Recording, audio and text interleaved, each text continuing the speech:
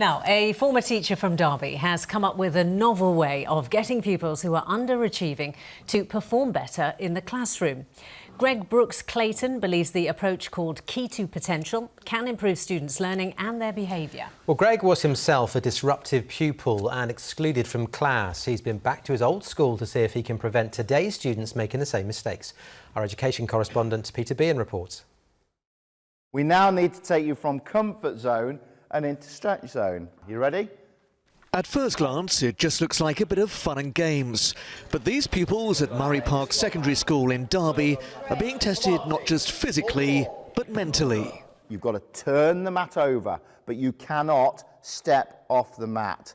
Greg Brooks-Clayton sets the students a series of challenges, which involve problem-solving, teamwork and trust between their peers.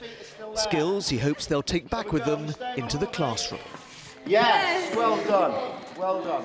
It helps me to get in gear to do work.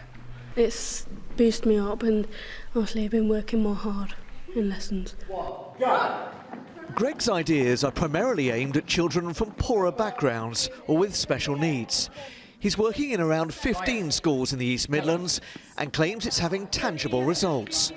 After 1 year on the programme, he says, students' attendance rose 12% to 90%, and their attitude to learning was rated good to excellent, when it had previously been a cause for concern.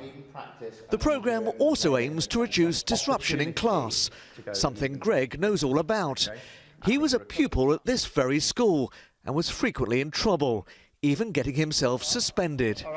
Nevertheless, he went on to become a teacher and head of a unit for excluded students. There was a bit of bullying, there was some prejudice, and I think I kicked against that without realising why, and got myself into a bit of bother and was politely asked to leave school and then college. So yeah, I didn't have the best start, but managed to get back on tracks.